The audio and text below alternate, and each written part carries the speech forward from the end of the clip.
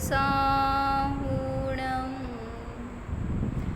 अजर अमर विकल विकारी अविनाशी अनंत गुणधाम नित्य निरंजन भवदुःख भंजन ज्ञान स्वभावी सिद्ध प्रणाम ज्ञान स्वभावी सिद्ध प्रणाम।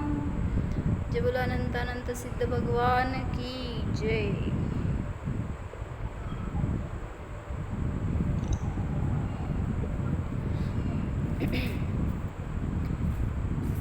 धर्माचं फळ कधी पण सांगितलं सुख आहे।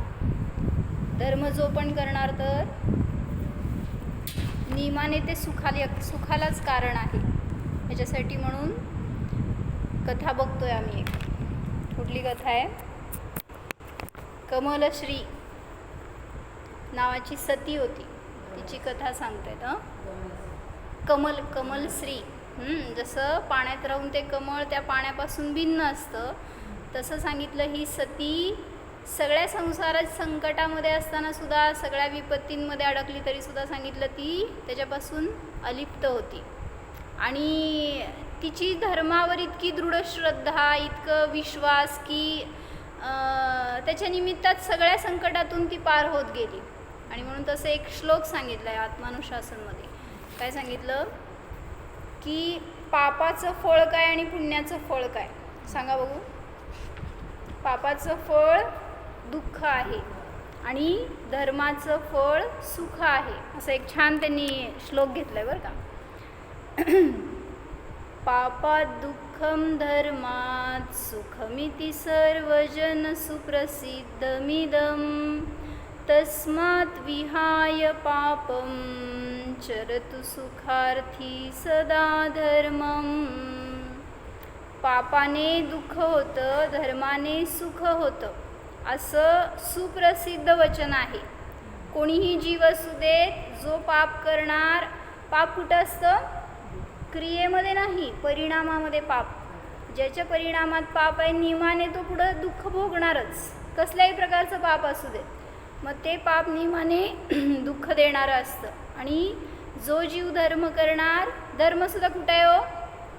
क्रियेमध्ये धर्म नाही आहे, धर्मसुद्धा परिणामामध्ये आहे। जसं पाप परिणामामध्ये आहे तसंच धर्मसुद्धा परिणामामध्ये आहे। मग सांगतायत की पापों से दुख और धर्म से सुख यह जाने सब जगजन अतः छोड़कर पाप धर्म आचरण करे सुखवांछक जन।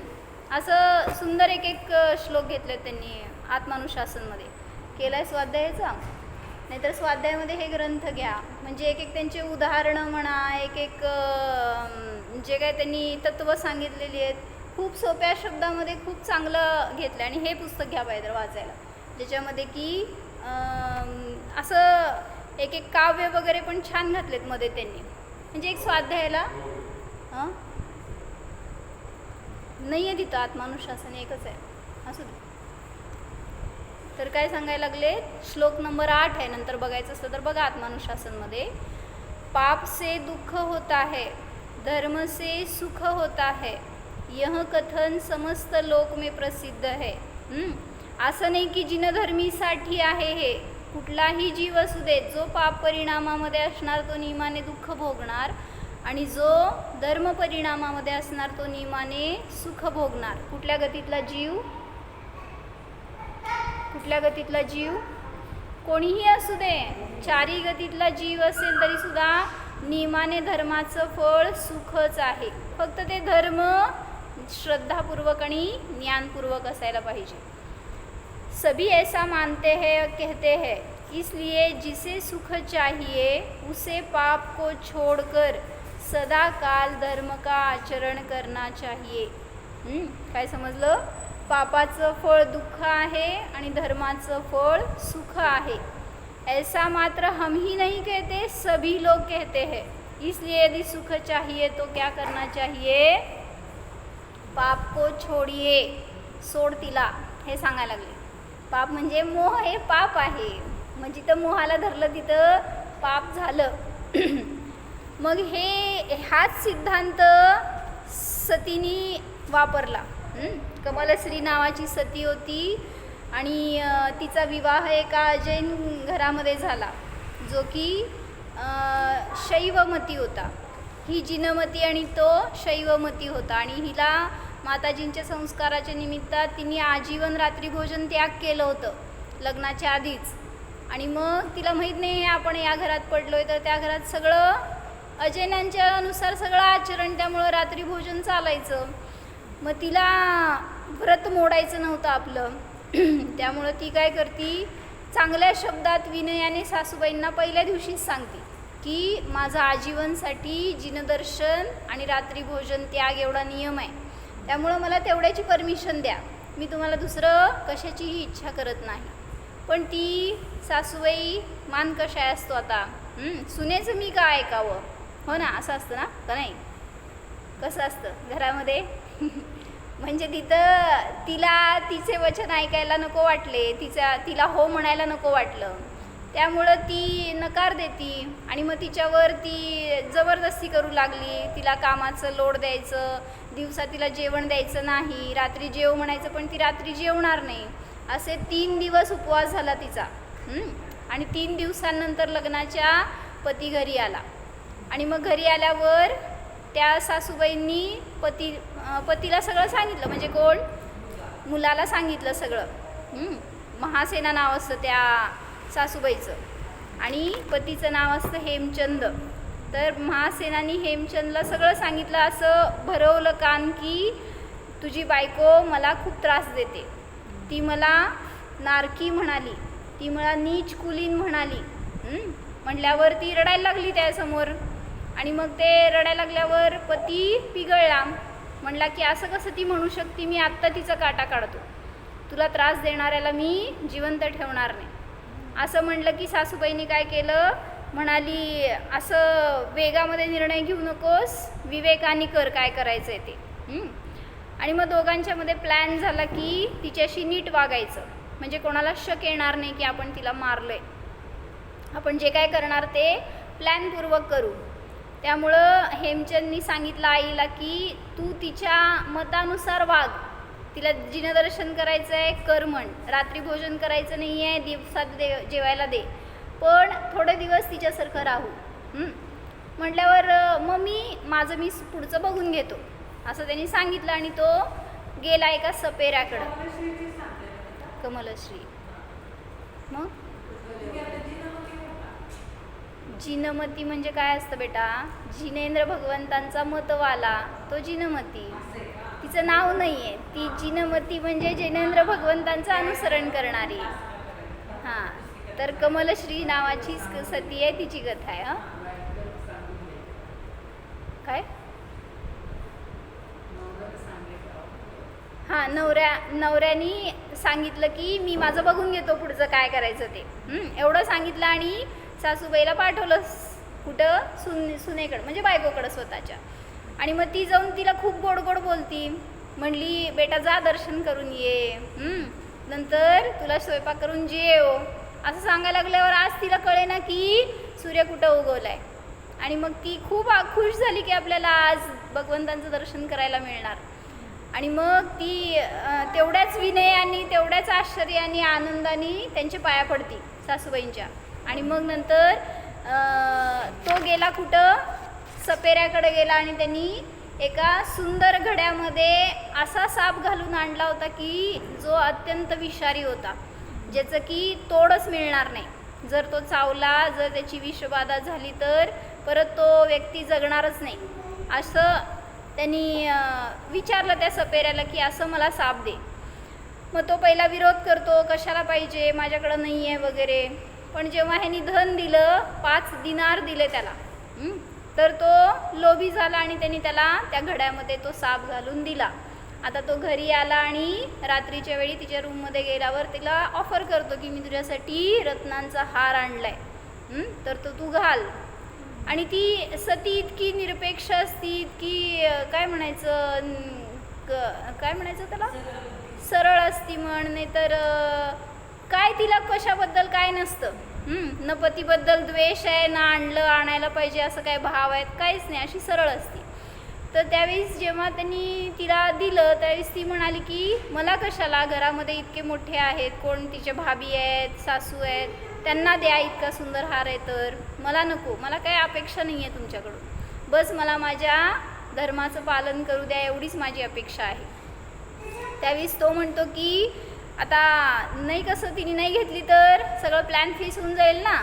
मग तो म्हणतो की 3 दिवस मी इतके कष्ट करून इतकं ते जडवून हार घडवून आणलाय आणि तू त्याला नाही कसं म्हणतीस. असं म्हणल्यावर ती म्हणाली ठीक आहे, तुमचा इतका आग्रह आहे तर मी स्वीकारते. असं काल इथंपर्यंत आपली गोष्ट झाली होती. तर तो म्हणाला की म्हणजे तिचं बोलणं वगैरे असं इतकं विनयशील होतं, मायाचारी रहित होतं, त्यामुळं जर असं त्याला शंका येऊ लागली खरं तर हेमचंदला, की आपली आई असं का सांगते की ही काय अत्याचार करते, ती काय सासूला त्रास देते किंवा तिला असे अपशब्द बोलली. मला तर असं वाटत नाही हिच्या वचनावरून, एवढं तर चांगलं आहे तिचा व्यवहार. त्यामुळं पतीला थोडं वेळ शंका आली, पण आता हातामध्ये घेऊन आला होता म्हणल्यावर कार्य पूर्ण करायचं होतं आणि त्यांनी ते तिला सांगितलं की तूच घालणार आहे हे हार. तिचा विनयपूर्ण व्यवहार पाहून ती त्याला दंड योग्य वाटेना, मी हिला दंड द्यायला नको असं सारखं त्याला वाटायला लागलं. पण मध्येच मातेचा विचार आला की मोही व्हायचा. माता म्हणते तिचा अपमान केलाय पण तिने मातेचा अपमान केलाय म्हणून ती क्षमापात्र नाही, त्यामुळं तिला दंड द्यायला पाहिजे असं मातेने सांगितलं होतं. हे सगळे वचन त्या कानामध्ये घुमायला लागले. मग तो आग्रह करून तिला तो हार घालायसाठी म्हणून तो ते घडा देतो आणि दिलं की काय झालं, आता सम्यक दृष्टी आहे, ज्ञानी आहे ही सती आणि भगवंतांची खूप परमभक्त आहे तिच्यामध्ये. तर जो असा भक्त असेल, काय म्हणायचं, असं ज्याच्या अंतरंगामध्ये इतकी प्रबळ श्रद्धा आस्था आहे, तर त्याचं रक्षण करायला देवसुद्धा येत असतात. आणि काय झालं, ती आता ते घड्याला जाऊन स्पर्श करणार, घड्यातनं हार काढणार, तर इंद्राचं आसन कंपायमान झालं. हलवा बघू, शक्ती आहे का तुमच्यामध्ये, कधी हलणार? आपल्या बायकोचं आसन हलू दिलंय झालं. आपण इथं धर्म केलाय तर दुसऱ्या कोणाचं संकट तर दूर होणार नाही, पण तिथं त्या सतीच्या परिणामांच्या निमित्तात तिला असं जरा सुद्धा शक पण नाही ना, नवरा असं काय करेल आपल्याला. ती आपलं एकदम निर्विकल्प जाऊन हात आता त्यात घालणार, तर इंद्राचं आसन कंपित झालं. आणि मग इंद्राने अवधी ज्ञानाने जाणलं की कुठल्या धार्मिकावर, कुठल्या सम्यक दृष्टीवर संकट आलंय आणि मग त्यांना कसं मदत करायचं हे सगळं त्यांनी अवधी ज्ञानाने जाणलं. आणि पवित्र सतीवर असा प्रसंग आलेला आहे हे जाणून जिनशासनाला प्राण मानणाऱ्या धर्मपरायण सतीला कष्टामध्ये पाहून तो दुःखी झाला पहिल्यांदा इंद्र. आणि जर तिचे मरण झाले तर जिनधर्म पालन कोण करणार, म्हणजे अशी प्रथा पडेल की धर्म करणाऱ्याचं पण कधी संकटापासून मुक्ती होत नाही, तर मी कशाला धर्म करायचा, अशी कोणाची बुद्धी होऊ नये, असं कोणी धर्मापासून दूर जाऊ नये. आणि असं झालं तर प्रलय येईल म्हणून काय केलं इंद्रानी, अन्य सगळे जे कोणी त्याच्या आज्ञेमध्ये असणारे देव होते त्या देवांना बोलवलं आणि सांगितलं की शीघ्र जावा आणि तिची रक्षा करा. सती एका विधर्मीच्या घरामध्ये तिच्या रूममध्ये आहे आणि पती तिचा डाव संपवायचा प्रयत्न करतोय, त्यामुळं वेळ घालवू नका आणि तत्काळ जावा असं इंद्राने आज्ञा सोडली की सगळे देव काय झालं तिथं गेले. आणि सतीचं काय होतं, प्रत्येक ठिकाणी ती नमोकार मंत्र म्हणणार, आपलं चिंतन, आपलं ध्यान तिचं चालू होतं सगळ्या क्रियांमध्ये. जरी नवीन घरामध्ये आहे, जरी तिला सगळी प्रतिकूलता आहे बहिरंगात, तरीसुद्धा ती कधी नमोकार मंत्राचं तर अवलंबन सतत घेत होती. आपण कधी घेतो, टॅक्स ऑफिसर आले दुकानामध्ये, काय करायचं, तिथं सुद्धा आठवत नाही आपल्यावर संकट आल्यावर, इतर वेळेस तर जाऊ देत. म्हणजे तिला सतत पंचपरमेश्वरींची शरण असावी, सतत त्यांचं ध्यान असावं हे भाव. त्यामुळं तिने काय केलं, निर्भयतेने नमोकार मंत्राचं स्मरण करत सतीने घड्यामध्ये हात घातला.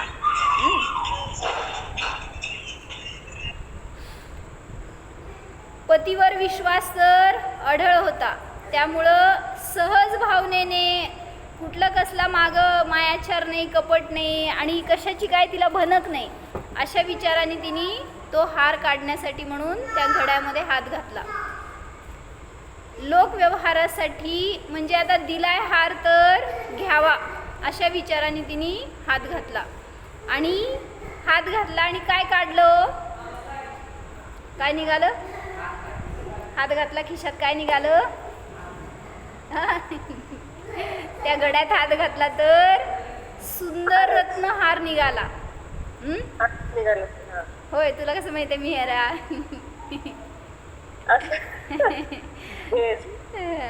तर अतिशय सुंदर तेजस्वी असा अमूल्य रत्नहार त्यातून निघाला.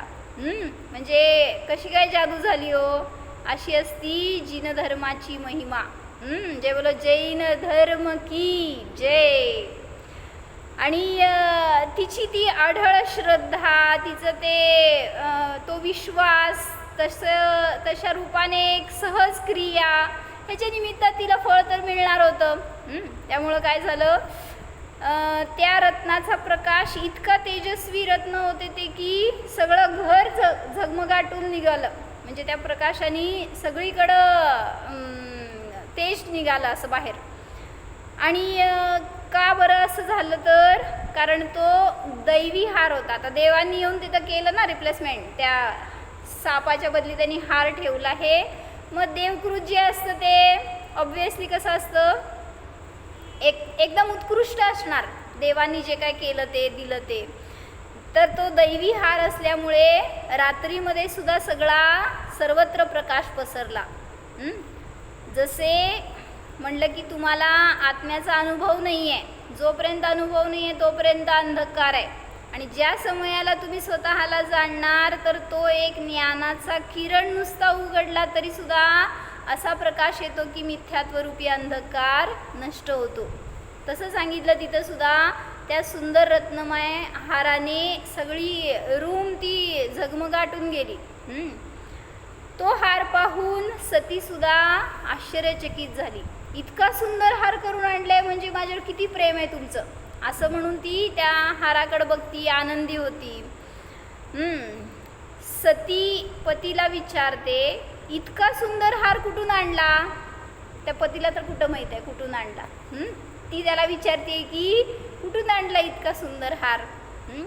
असं म्हणलं की पती थक्कच, म्हणलं मी कुठला हार आणलाय. आणि त्याला ते बघून तिच्या हातामध्ये स्वतःलाच आश्चर्यचकित झालेला तो काय उत्तर देणार आहे, त्यालाच कळेना कुठला हार आला. तो अतिशय विस्मयमध्ये पडला. हार काढण्यापूर्वी ती हार काढायला गेली ना, जिथं काय ठेवलं होतं त्या टेबलवर म्हणा कुठं असं, तर तो घडा, त्या घड्यातून हार काढायला गेली तर पतीला भय, त्यातून साप बाहेर येईल, आपल्या अंगावर येईल. तो चढून एका कॉटवर उभारला होता. ते त्यालाच माहिती होतं त्यात काय आहे ते, तिला कुठं माहिती होतं. आणि तिचं लक्ष त्याच्याकडं होतं, त्या हाराकडं, त्या घड्याकडं. त्यामुळं तो काय करतो हे पण नाही बघितलं. तो चढून बसला होता खुर्चीवर, टेबलवर, असं कॉटवर उंच, जेणेकरून तो साप खालनं अंगावर येऊ नये असं म्हणून. असा तो सापापासून स्वतःचा बचाव करण्यासाठी जमिनीपासून उंच उभारला होता.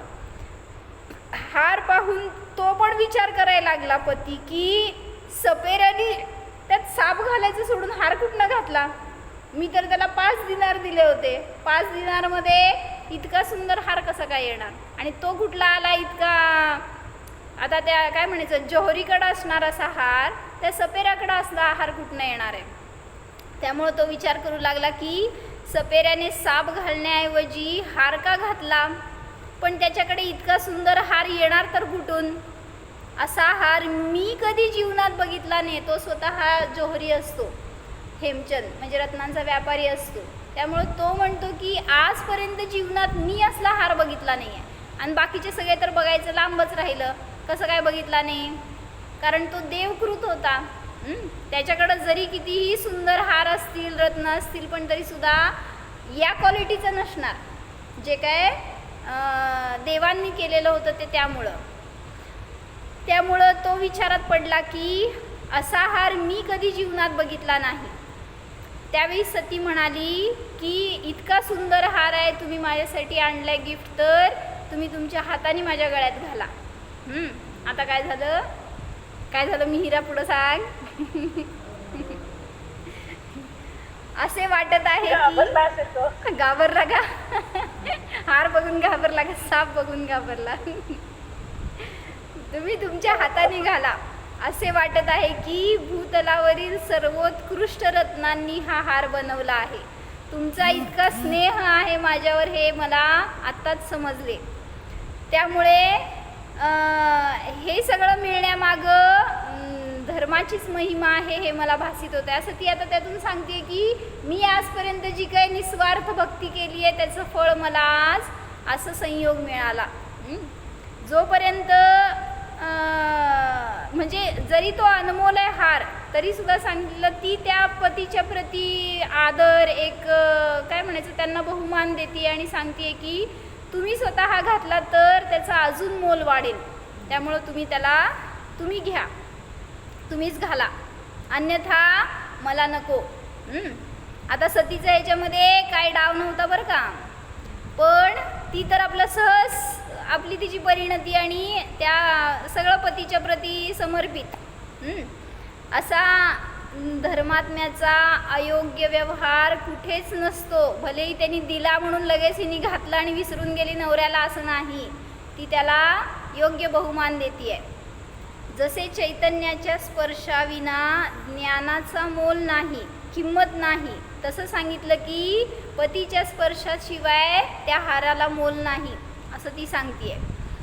जरी म्हटलं की तुम्हाला ज्ञान झालं, धर्मामध्ये आला आणि भरपूर स्वाध्याय केलो आजपर्यंत, काय धर्मकार्य सगळी केली, त्याच्या निमित्तामध्ये ज्ञान आणि चारित्र्यात फार वृद्धी केली, पण जोपर्यंत श्रद्धान समीचीन होणार नाही तोपर्यंत कशालाही किंमत नाही. भलेही तुम्ही 11 अंग 9 पूर्वापर्यंत गेलात तरी सुद्धा ते ज्ञान कवडी मोल आहे.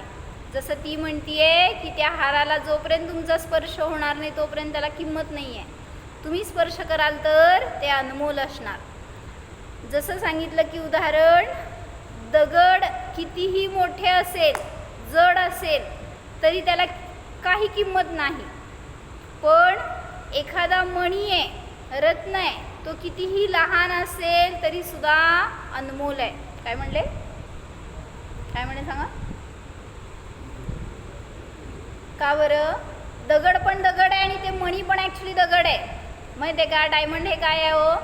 सगळ्यात हार्ड स्टोन म्हणलं जातं त्याला. स्टोनच आहे ते पण, एक पृथ्वी का एक जीव तुमच्या भाषेमध्ये, पण त्याला दगड म्हणा बघू. हातात काय घातले? दगड. गळ्यात काय घातले? दगड. असं वाटतंय का? दगड घालत नाहीत कोण, पण जे घातले ते दगडच असतं. हे कुठं स्वीकार होतो? म्हणजे त्यांनी पण तो रत्नहार आणला होता, तो दगडाचाच हार म्हणायचं की त्याला, पण त्याची दृष्टी सगळ्यांची कशी, जे चमकतं ते दगड नसतं, ते काय असतं? रत्न असतं. तर म्हणून म्हणलं की दगड किती मोठं असेल, जड असेल, तरी त्याला किंमत नाही. पण मणी कितीही लहान असेल, तेजस्वी असेल, तर तो अनमोल असतो. म्हणून सुखी राहण्यासाठी खूप ज्ञान असायला पाहिजे असं नाही, भेद ज्ञान असायला पाहिजे. काय म्हणले? म्हणा. सुखी राहण्यासाठी किंवा धर्म समजला हे कशावरून समजायचं? खूप ज्ञान झालं, हे सगळं वाचून काढलं, काय कंठस्थ झालं म्हणून तुम्ही सुखी आहे, धर्मात्मा आहे असं नाही. तर खूप ज्ञान नको, वेद ज्ञान आवश्यक आहे. शरीर म्हणजे मी नाही आहे किंवा परातून मला सुख येत नाही असं स्वतःचं भेदज्ञान ज्याला होणार तो सुखी होणार. पतीला सुद्धा उत्सुकता होती की तो हार कुठून आला, त्याचा विचार करायला लागलाय. तोही पाहण्यासाठी आता पत्नीने आग्रह केला होता काय की तुम्ही मला घाला. त्यामुळं आता तो पुढं सरकला, साप नाही आहे म्हटल्यावर खाली उतरला आणि आता तो हार घेण्यासाठी बघतोय की कुठून आला आणि एवढा सुंदर हार कसं काय. आणि आता तो तिला घालण्यासाठी म्हणून त्यांनी काय केलं, तो स्वतःच्या हातात घेतला की काय झालं, त्याचा स्पर्श झाला की त्या हाराचा नाग झाला. आणि नाग काय झालं, त्याला दंश करतो आणि पळून जातो. हे सगळं इतक्यात झटपट झालं की सतीला काय कळेच ना काय झालं नक्की. इवन त्या नवऱ्याला तर कुठं कळालं काय झालं. त्यामुळं काय झालं की ज्या क्षणाला त्या पतीचा स्पर्श झाला त्या हाराला की तो हार सापामध्ये परिवर्तित झाला आणि तो साप त्या पतीला दंश करून निघून गेला. जसं सांगितलं, अज्ञानीच्या स्पर्शाने ज्ञानाचं सुद्धा विष होतं. म्हणजे अज्ञान रूप परिणती असेल, आपली रागद्वेष रूप परिणती असेल तर ज्ञानसुद्धा मलिन होतं, ज्ञानसुद्धा विषरूप होतं. तर ज्ञानाच्या स्पर्शाने त्याचं ज्ञान अमृतरूप होतं असं सांगितलं. तर तो होता एक भयंकर काळा सर्प होता. एवढंच दिसलं सतीला की काहीतरी त्याच्या हातात काळा आहे आणि तो दंश केला आणि तो निघून गेला. सती घाबरली काय झालं म्हणून, भयभीत झाली आणि तो साप कुठून आला कुठं गेला कोणाला सुद्धा काय कळायला मार्ग नाही. पण सती आपल्या नियमामध्ये दृढ राहिली. ते नियमसारला भेटवणारे असतात. त्याने आनंद सागर प्राप्त होतो. सतीच्या स्पर्शाने नागाचा हार झाला. तिच्या आग्रहास्तव व पतीने स्पर्श केला तर हाराचा नाग झाला. तिच्या आग्रहास्तव त्या पतीने स्पर्श केला त्याला तर हाराचा नाग झाला. तत्काल त्या कुमारला त्या नागाने दंश केला आणि तो मृतकवत मूर्छित पडला. कारण तो नाग कसा होता, अत्यंत विषारी होता. आणि सांगितलं होतं की त्या विषाला तोड नाही आहे असं साप होता. असा आणला होता ना, काय म्हणायचं, स्वतःहून स्वतःसाठी खड्डा खोदला, स्वतःचं मरण स्वतःनी विकत आणल्यासारखं झालं. आणि मग काय झालं की तो मूर्छित होऊन जमिनीवर पडला. आता इथं सती रडायला लागली की काय झालं, काय कळेच ना तिला हे काय चाललंय आणि काय होत आहे हे. तसं सांगितलं की विषय विषाने, मोहरूपी विषाने मूर्छित जीव नरक आदी गतीमध्ये असा पडतो. म्हणजे मूर्छित होतो आणि त्या दुःखांना प्राप्त होतो. कुमार म्हणजे तो हेमचंद, त्याच्यावर विषप्रयोग झाल्याने त्याची नाडी बंद पडली. पहिल्यांदा आता विषाचा प्रयोग सुरू झाला ना, आणि असं ते जबरदस्त विष होतं की त्याचं काय तोड नव्हतं. त्यामुळं तो विषारी साप त्याच्या विषाच्या प्रभावाने त्याचं शरीर मूर्छित होऊन पडलेलं, आता नाडी बंद झाली. म्हणजे त्याचं काहीतरी वैशिष्ट्य होतं त्या सापाचं की थोड्या वेळासाठी नाडी बंद पडते आणि मग तो जीव जातो, म्हणजे मग मरतो मनुष्य, ज्याला कोणाला दंश झाला असेल तो. त्यामुळं त्याची नाडी बंद पडली. लगेच महासेना आणि सर्व घरातील इतर मंडळी आली आणि सगळ्यांनी जोरजोरात हंबरडा फोडला आणि सगळा आरोप कुठं घातला, सतीवर. तू काय केलं, तू माझ्या मुलाला मारलं. ह्याच्यातलं काय झालेलं कोणालाच माहीत नाही, फक्त नवऱ्याला जे काय माहिती होतं ते माहिती होतं, सपेऱ्याकडनं साप आणलेलं वगैरे. पण बाकीच्या इतर कोणालाच त्याच्याबद्दल काही ज्ञान नव्हतं. सर्वांनी सतीवर आरोप घातला, तूच माझ्या मुलाला मारले. जसं की काय म्हणायचं, आता तिचं घर सोडून आलेली, तिच्याबरोबर घरातलं कोणी नाही, सगळे घरात अनोळखी लोक. घरामध्ये आलोय सासरी आल्यावर, पहिला दिवस लग्नाचा, दुसरा दिवस, कोण ओळखीचं असणार आहे, इतकं कोण जवळचं असणार आहे. त्यामुळं सगळ्या अपरिचितांमध्ये तिला किती घाबरल्यासारखं व्हायला लागलं की एकतर ज्याला पती मानलं तो पडलाय, त्याचं दुःख तिने विचार करावं का हे सगळ्यांनी तिच्यावर आरोप करते ते दुःख सहन करावं, त्यातून कसं सुटायचं ह्याचा मार्ग ती शोधू लागली. पण जसं की परामध्ये आपली सुखशांती जो मानतो तो मृतकवतच आहे. कर्तृत्व, भोक्तृत्व, एकत्व, ममत्व बुद्धीने हा जीव मृतकलेवर समान आहे. म्हणजे मी करता, मी भोगता, हे परामध्ये एकत्व, ममत्व या बुद्धीने जिवंत असताना सुद्धा हा जीव मुर्द्या समान आहे. वैद्यांनी पाहिले आणि सांगितले की हा मेला. नाडी बंद पडली होती ना, नाडीच बघणार वैद्य, काय बघणार. घोषित करून टाकलं की हा मेला म्हणून. आणि मग तर सगळ्यांचा रोष सतीवर गेला आणि सगळ्यांनी तिला दोषी ठरवलं, आरोपित मानलं आणि तिच्या धर्माला दोष देऊ लागले सगळे. कसला धर्म तुझा, तू धर्म करणारी आणि असं कृत्य कसं काय केलं तू, तुझा धर्मसुद्धा तुझ्यासारखाच खोटा आहे असं म्हणून ते नावं ठेवू लागले. आत्तापर्यंत तिला नावं ठेवत होते तोपर्यंत ती शांत राहिली, पण जेव्हा धर्मावर आळ आला त्यावेळेस ती शांत नाही राहिली. ती म्हणली तुम्ही मला काहीही म्हणा पण धर्माला दोष देऊ नका, धर्माला नाव ठेवू नका. जिनं धर्म तर सर्वश्रेष्ठ सर्व महान आहे, मला काहीही म्हणा पण धर्मावर आरोप करू नका. असं हे सगळं घरातलं प्रकरण झालं तर सगळेजण मिळून गेले कुठं, राजाकडं.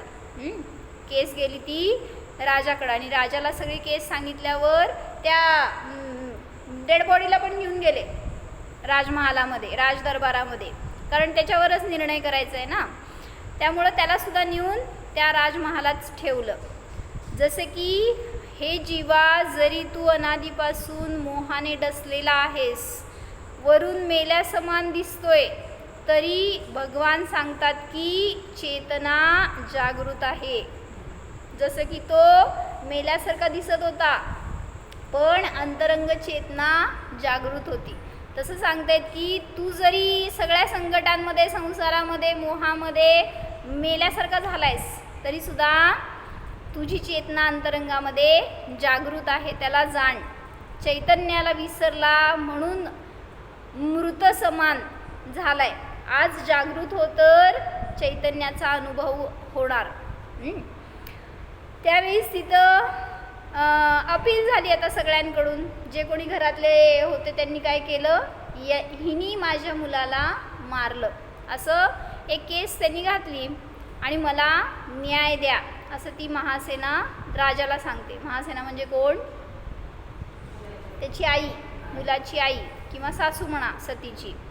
तर ती म्हणते की माझ्या मुलाचं हिनी जीव घेतलाय, हिला शिक्षा द्या, दंड द्या आणि मला न्याय द्या. असं ऐकलं की सती रडायला लागली. काय करणार, कोणाला सांगणार आणि कसं प्रूफ देणार. जसं सीतेचे हाल झाले होते ना, स्वतःची निर्दोषता सिद्ध करू शकत नव्हती ती, तसंच हिचं पण झालं. म्हणजे जरी ती निर्दोष होती तरीसुद्धा कोणाला ओरडून सांगितल्यावर पटणार होतं. त्यामुळं ती बस आपलं शांततेने न्याय करवून रडू लागली. बस तिच्या आता तेवढंच होतं. हे प्रभो, काय विडंबना आहे. म्हणजे ती स्वतः आता रिकॉल करायला लागली काय झालं होतं. हे सुंदर हार होता, त्याचा नाक कसा झाला व तोही आला कुठून आणि गेला कुठं हे सुद्धा कळालं नाही, काहीच समजेना. हे सगळं विचार करत असताना आता बाहेर तर गोंधळ चाललाय, पण तिच्या ज्ञानामध्ये आता ती म्हणते धर्मालाच मला शरण जायला पाहिजे, धर्मच मला या संकटातून सोडवणारा आहे. आणि तिचं ते माताजींनी सांगितलेलं सगळं चिंतन सुरू झालं.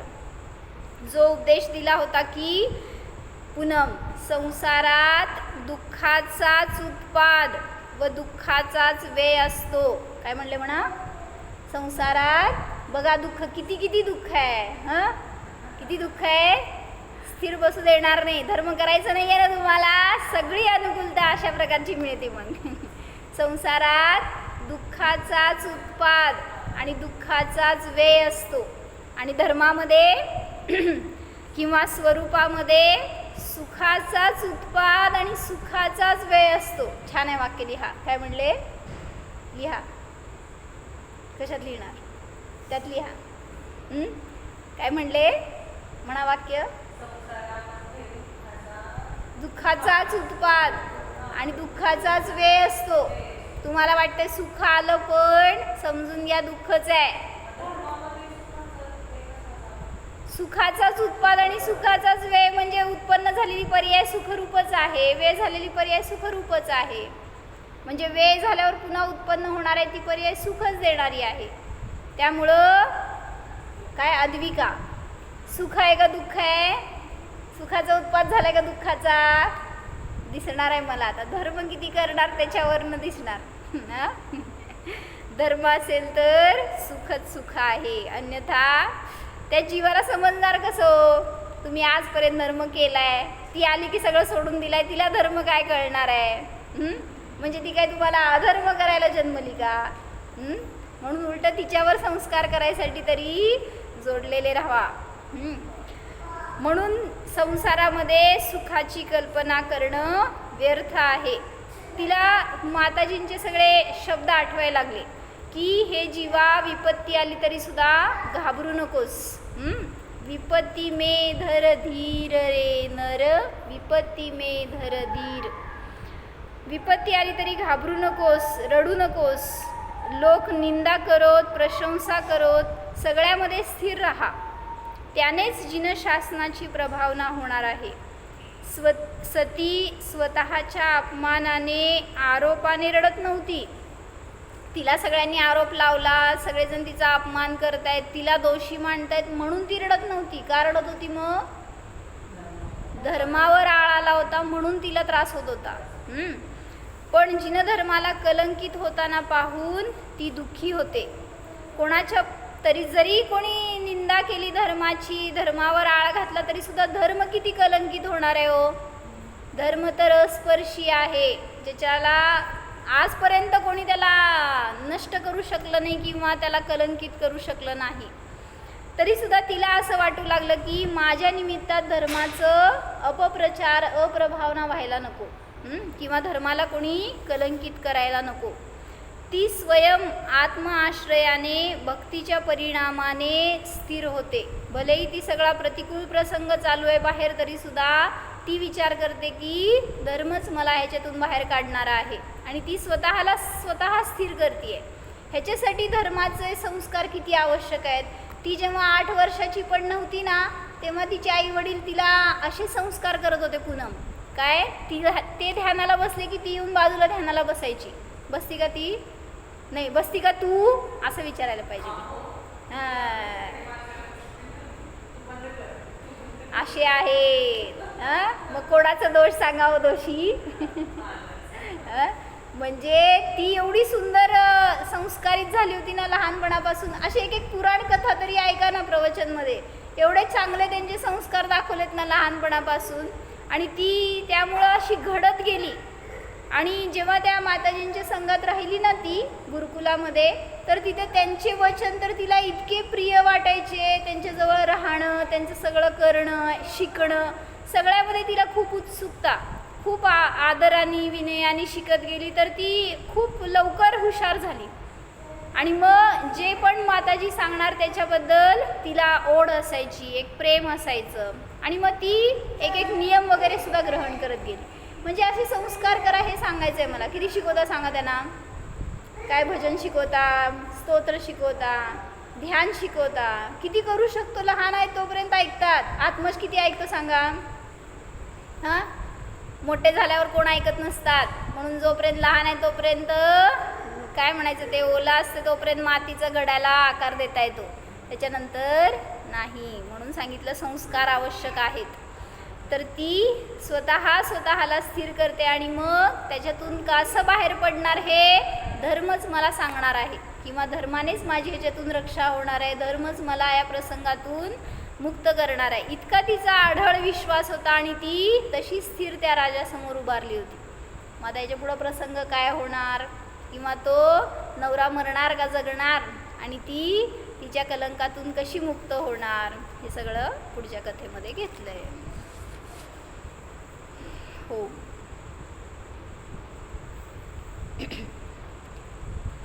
जाणा. संसारामध्ये असूनही संसारापासून अलिप्त, अस्पर्शी, निर्विकल्प जीव जाणा. हा मी शुद्धात्मा, सर्व कलंकांनी रहित, निर्दोष आहे, निष्पाप आहे, निष्कलंक आहे. सर्व प्रसंगांमध्ये मात्र ज्ञाताद्रष्टाच आहे.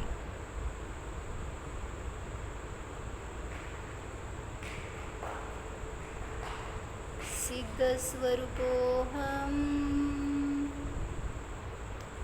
शुद्धस्वरूपोऽहम्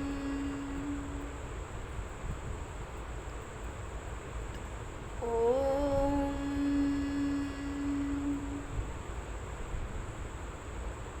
विसर्जन। नमो अरिहन्ताय।